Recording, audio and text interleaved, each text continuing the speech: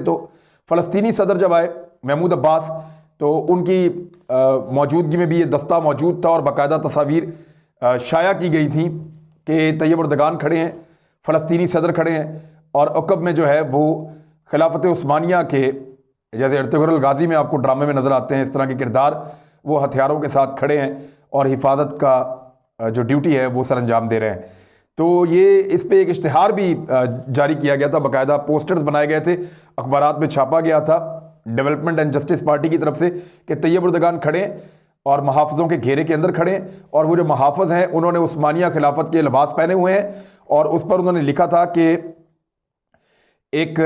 90 साला जो इश्तिहार आया था, यानी आपका जो ड्रामा चल रहा था उसमें बीच में एक इश्तिहार की एक ब्रेक आती है, तो उन्होंने कहा ये इश्तिहार की एक ब्रेक थी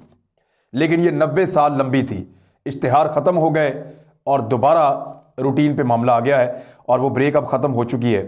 तो ये तस्वीर उन्होंने जारी की थी और इसके ऊपर बहुत सारे पोस्टर्स बना के पूरे अखबारात में लगवाए गए थे और दीवारों पे भी और मुख्तलिफ इलाकों में ये कंपेन की गई थी। आठवां एक काम जो उन्होंने किया वो ये किया कि दिसंबर 2014 में उस्मानी ज़ुबान को स्कूलों के निसाब में शामिल कर दिया गया, तालीमी निसाब के अंदर। अच्छा, ये जो ज़ुबान है ये तुर्किश ज़बान से कुछ मिलती जुलती है, इसे अनातोलिया की तुर्की भी कहते हैं, ज़बान भी कहते हैं, अनातोलिया में बोली जाती है और कई ममालिक में ये ज़बान बोली और समझी जाती है। तो इस ज़बान को बाकायदा जो उस्मानिया खिलाफत के हुक्मरान या सलातीन या खिलाफत के लोग जो हैं वो इस ज़बान को इस्तेमाल करते थे। इस ज़बान को दोबारा से ज़िंदा किया गया, इस पर बड़ा तनकीद की गई थी अपोजिशन की जानिब से भी और बहुत सारे हलकों से, लेकिन तैयब उर्दगान ने किसी की बात नहीं मानी और इसको निसाब का हिस्सा बनाया। नौवां एक और काम किया, तुगरा। तुगरा जो है ये लफ्ज़ आप शायद पहली दफ़ा सुन रहे हैं, ये बाकायदा एक निशान होता था, यानी एक खत्ताती का या कैलीग्राफी का या खत्ताती का एक बाकायदा फॉन्ट है जिसको तुगरा कहते हैं, लिखने का एक तरीकाकार है। तो ये तुगरा एक स्टैम्प टाइप की होती थी जिसमें बाद वक़्त बिस्मिल्लाहिर्रहमानिर्रहीम लिखा हुआ होता था, सुल्तान का नाम लिखा हुआ होता था, सल्तनत का नाम लिखा हुआ होता था, बहुत सारी चीज़ें। तो ये तुगरा के तीन इसके ऊपर जो है ना वो तीन डंडियाँ ऊपर की तरफ निकलती थी, आप इसकी तस्वीर देख रहे हैं मेरे अकब में। तो ये तुगरा एक अंदाज़ था और जो सरकारी दस्तावेज़ात जारी की जाती थी उस्मानिया खिलाफत के दौरान उस पर ये स्टैम्प लगा हुआ होता था, ये लिखा हुआ होता था और ये कैलीग्राफी का या खत्ताती का एक अंदाज़ था। ये ख़त्म हो गया था 1922 में, जब खिलाफत उस्मानिया ख़त्म की गई थी तो इस पर पाबंदी लग गई थी। उसके बाद ये 2015 में पार्लियामेंट से एक बिल पास करवाया तैयब उर्दगान ने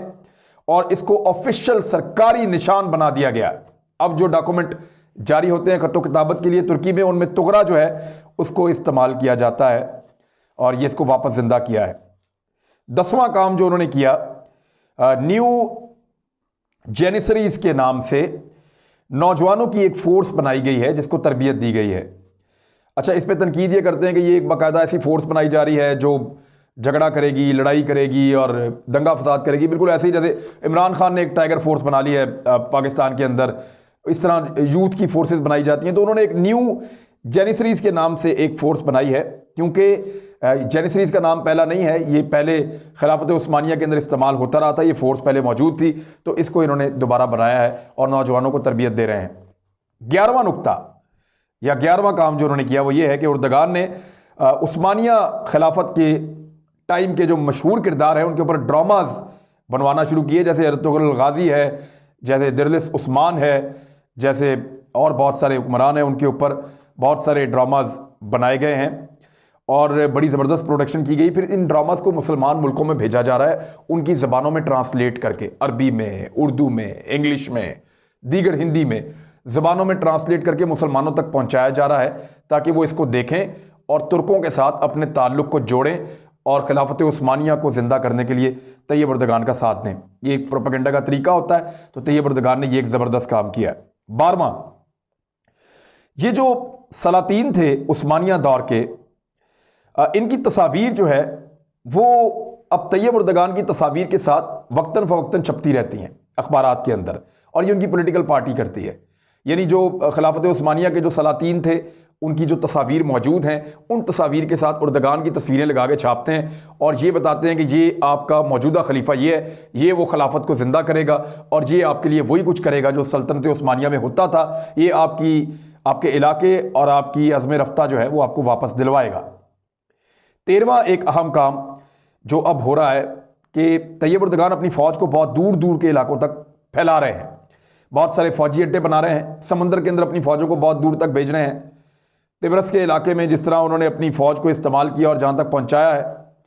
इसके अलावा फ़ौजी ताकत को बढ़ा रहे हैं। लीबिया में उनकी फ़ौज मौजूद है, शाम में उनकी फ़ौज मौजूद है, इराक में उनकी फ़ौज मौजूद है और अज़रबैजान को उन्होंने बड़ा सपोर्ट किया है। तो ये एक और चीज़ है जिससे लगता है कि वो उन इलाकों तक वापस जाना चाहते हैं जहाँ से सिमट के वो तुर्की में इकट्ठे हुए थे खिलाफत उस्मानिया के खात्मे तक। 14वां नुक्ता, जो 14वां काम तैयब उर्दगान कर रहे हैं वो ये है कि आर्मीनिया के खिलाफ अज़रबैजान की उन्होंने बड़ी खुल के हिमायत की है, जो तुर्की पहले करता नहीं था। इसी तरह वो कश्मीर पे बड़ा खुल के आ रहे हैं, इसी तरह वो फ़लस्तीन पे बहुत खुल के आ रहे हैं। इसी तरह उन्होंने जो मुसलमानों के साथ जुल्म हुआ बर्मा में, या जिसको म्यांमार कहते हैं अब, उसके ऊपर वो बड़ा खुल कर गए, उन मुसलमानों तक पहुंचे और उनकी मदद करने का जो है वो आज़म किया और मदद उनकी कुछ हद तक की भी। तो इस तरह मुसलमानों के लिए, पिसे हुए मुसलमान तबकात के लिए वो वैसी आवाज़ उठा रहे हैं जैसे खिलाफत उस्मानिया के दौर में उनके हुक्मरान किया करते थे। तो ये एक चीज़ है जो उस तरफ इशारा करती है। और 15वां नुक्ता, जो 15वां काम किया तैयब उर्दगान ने, वो ये किया कि वो ये समझते हैं और वो बार बार कहते हैं कि उनकी ये तारीखी जिम्मेदारी है कि वो इस्लामी ममालिक को लीड करें, और इसी वजह से अरब ममालिक को उनसे बड़ा संजीदा मसला है और वो ईरान और तुर्की के खिलाफ इसराइल तक से हाथ मिलाने पर आमादा हो चुके हैं। 16वां और आखिरी एक और अलामत भी है, बहुत सारी अलामतें हैं लेकिन 16 अलामतें जो है वो शॉर्टलिस्ट हुई हैं मेरे पास, कि आया सूफिया को दोबारा खोला उन्होंने, वहाँ पे अजान दिलवाई, वहाँ पे नमाज पढ़वाई, और उसका जो वो म्यूज़ियम का एक स्टेटस था, जो कमाल अतातुर्क जो फादर ऑफ द नेशन कहते हैं जिन्हें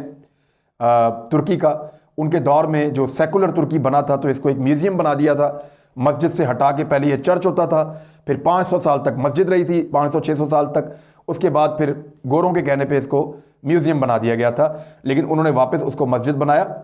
और अदालत से फ़ैसला लिया, अजान दिलवाई, वहाँ नमाज पढ़वाई। तो तैयब उर्दगान इस तरह के काम करके अपने आप को और अपने तुर्की को 2023 तक रफ्ता रफ्ता खिलाफत उस्मानिया की तरफ बढ़ा रहे हैं। देखना यह कि 2023 के बाद तुर्की करता क्या है, कितना चेंज होता है और क्या वाकई चेंज होता है और दुनिया को किस हद तक बदलता है। ये बड़े बड़े सवालात हैं और सबके दिमाग में है। उसके लिए आपको 2023 तक का इंतजार करना पड़ेगा और नज़र रखनी पड़ेगी कि तुर्की हर गुजरते दिन के साथ क्या कर रहा है। अपना ख्याल रखिएगा, अपने इस चैनल का भी। अल्लाह हाफ़िज़।